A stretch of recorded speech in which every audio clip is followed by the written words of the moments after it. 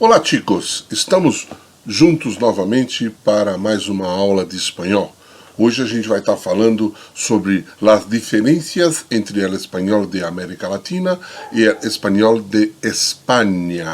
Com frequência, nos perguntam sobre as diferenças entre o espanhol hablado em Espanha e o espanhol de América Latina.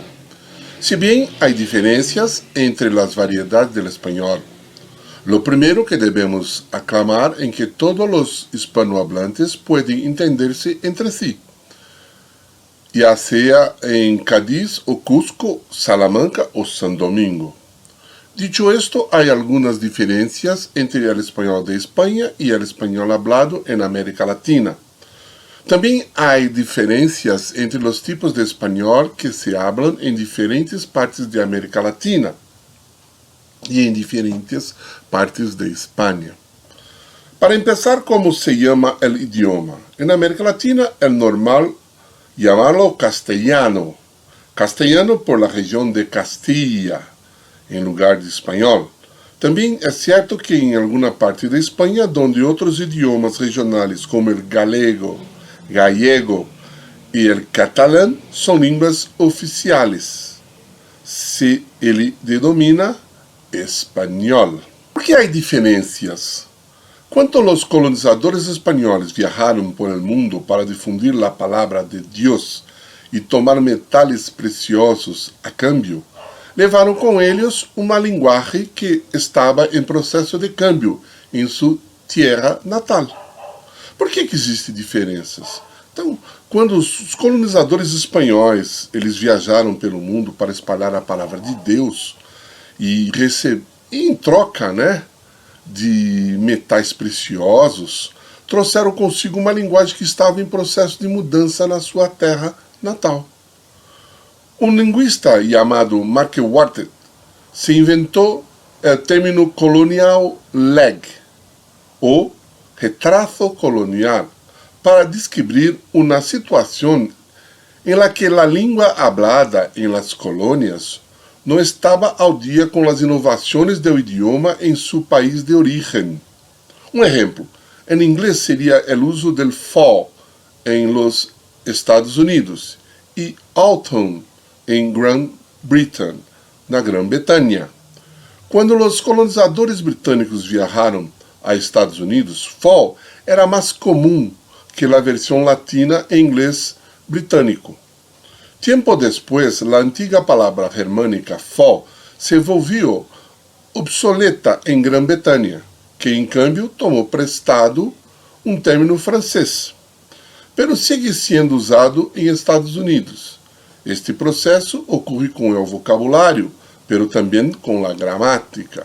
Então, o que está escrito aí, Um linguista chamado Mark Wardet inventou o termo atraso colonial para descrever uma situação em que o idioma falado nas colônias não estava atualizado com as inovações do idioma em seu país de origem. Um exemplo em inglês seria o uso de fall nos Estados Unidos e autumn, outono, na Grã-Bretanha. Quando os colonizadores britânicos viajaram para os Estados Unidos, fall era mais comum que a versão latina no inglês britânico. Mais tarde, a antiga palavra germânica fall tornou-se obsoleta na Grã-Bretanha, que trocou por um termo francês, mas ainda é usado nos Estados Unidos. Esse processo ocorre com vocabulário, mas também com gramática. Mais tarde, grupos de imigrantes de diferentes partes da Europa trajeron sus tradicionais linguistas à América Latina. A su vez, esses grupos encontraram diferentes tradições linguísticas locais, criando variações em los dialetos locais. Mais tarde, grupos de imigrantes de diferentes partes da Europa trouxeram sua tradição linguística para a América Latina. Por sua vez, esses grupos encontraram diferentes tradições linguísticas locais, criando variações do dialeto. Vozeio, por exemplo, que é voz, Quando as colônias espanholas foram fundadas por diferentes grupos, se levaram com eles o espanhol que se habla em Espanha, em esse momento, junto com elementos de seus dialectos locais, em espanhol hablado em las colônias de aquele entonces, começou a desenrolar-se em direções ligeiramente diferentes, ya que a comunicação era limitada com Espanha. Os teléfonos estavam a siglos de distância. Alguns elementos do espanhol antigo se mantiveram, outros não. Um dos exemplos mais claros para esse processo é o uso de vos, principalmente em Argentina, Paraguai e Uruguai. Originalmente, vos era uma segunda persona del plural, pero llegó a ser usado como una forma más educada de la segunda persona del singular y después a utilizarse entre los amigos más cercanos. Era comumente usado en España cuando el idioma llegó al cono sur del continente americano. Cayó en desuso en España, pero se quedó en el español rioplatense. Hoy en día, a igual que hace 150 años, en un bullicioso café de Buenos Aires, es mucho más probable que te pregunte de dónde sos que de dónde eres.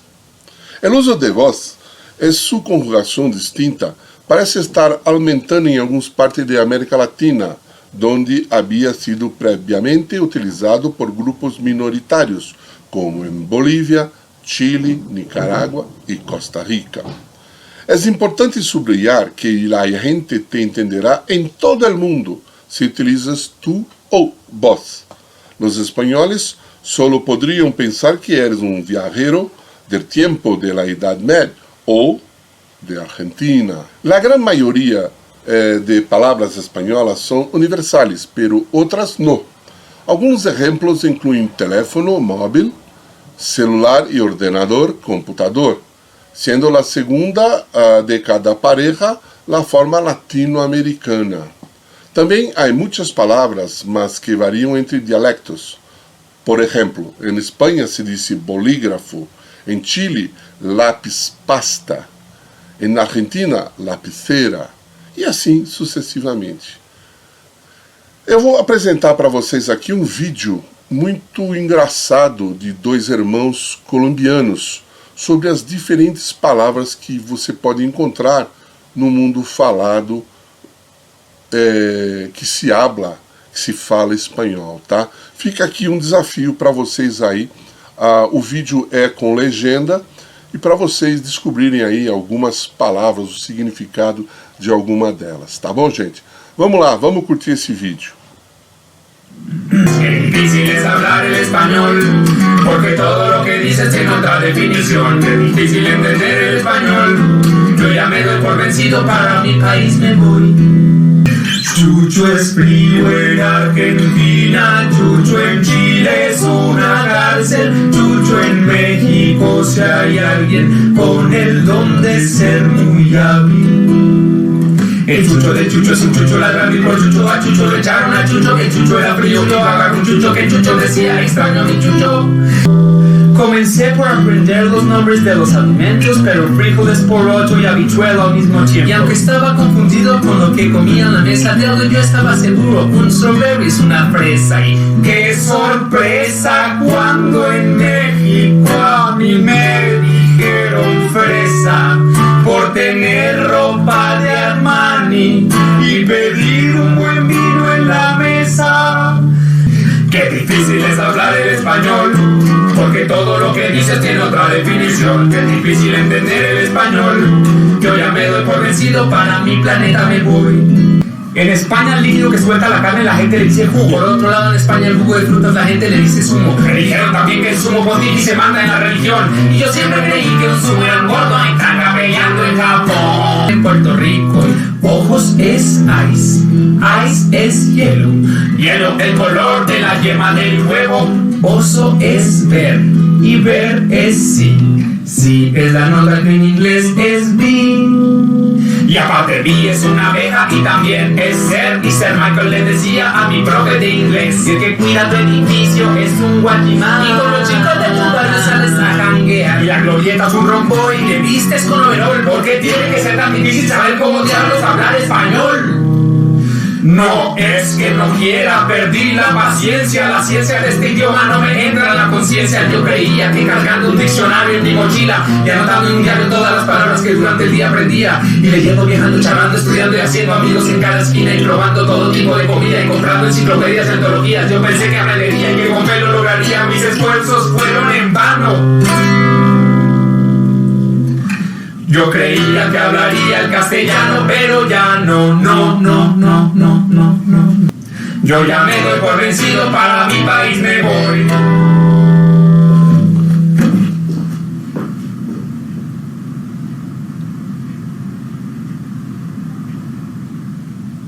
É isso aí, gente.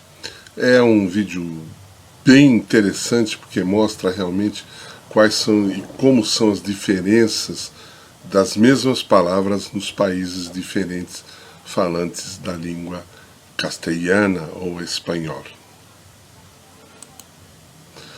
No obstante, una palabra de cuidado en este punto. En España, el verbo coger se utiliza todo el tiempo, no solo en el sentido de atrapar, sino también de agarrar o traer. Por ejemplo, coge las riendas de tu vida.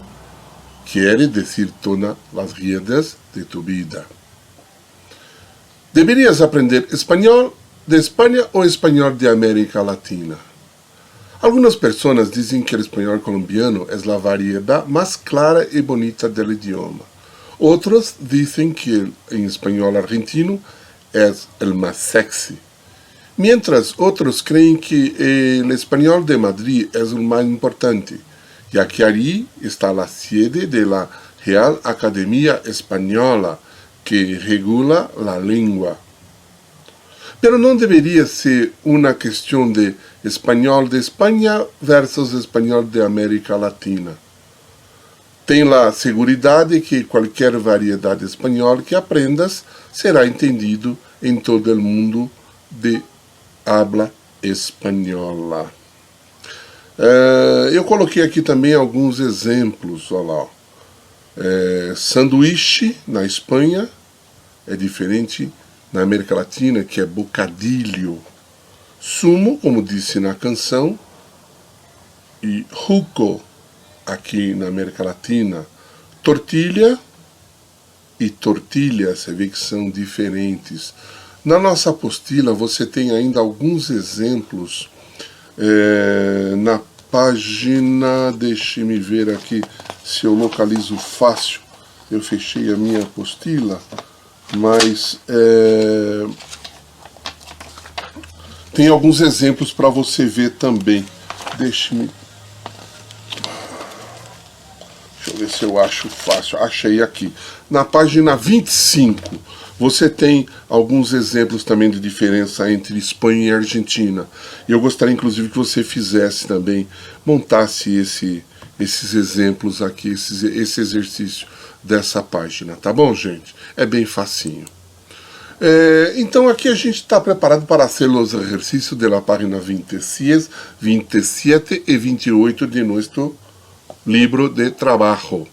Luego verifica las respuestas en el folleto y dígame en WhatsApp quanto acertou.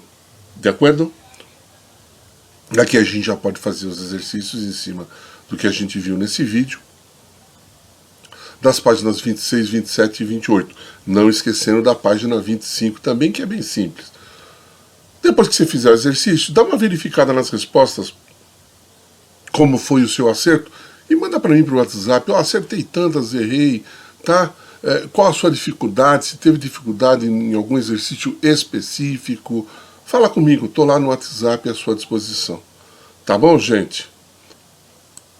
É isso. Uma boa tarde para vocês.